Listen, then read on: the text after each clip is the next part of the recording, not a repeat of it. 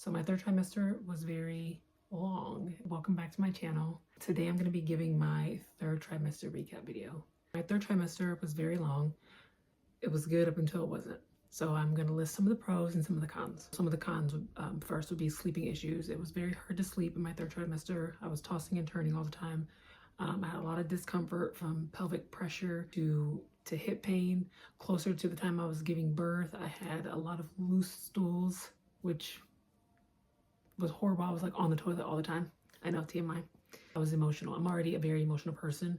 And in my third trimester, it was like times 10. Like I was just so emotional all the time. And I didn't really know why. It's because of my hormones, obviously. I was very uncertain and anxious as to when he was coming.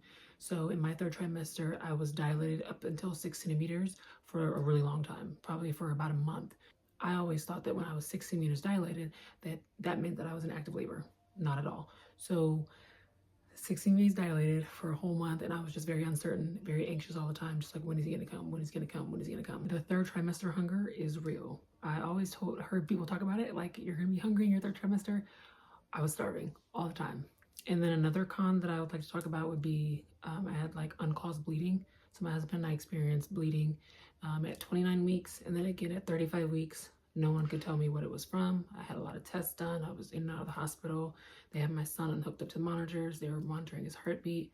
Everything was absolutely fine. I was absolutely fine.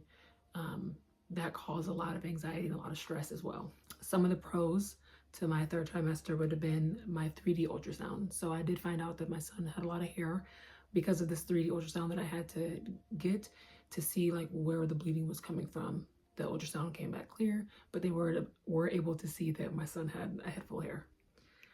Dilating effacement station progress. So like I said, I was dilated to 6 centimeters for an entire month. My cervix was 100% effaced the entire time. So I'm thinking that I'm in active labor, but I wasn't experiencing consistent contractions. So they were like on and off for like an entire month.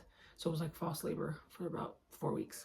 But it was really interesting to know that like my body's progressing, my body is doing exactly what it's supposed to do to get this baby to come out.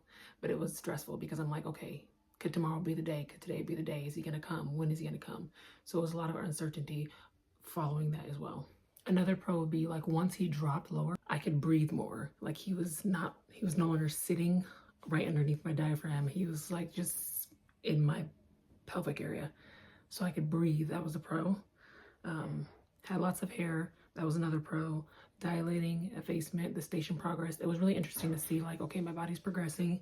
The 3D ultrasounds.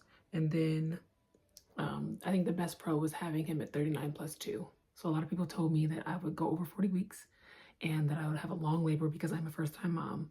None of that happened. I delivered at home 39 weeks in 2 days. I had no meds and I didn't have a painful birth.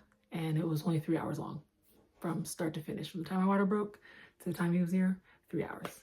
And that's going to be another story. But this was just a quick wrap up of my third trimester recap. Thank you for watching.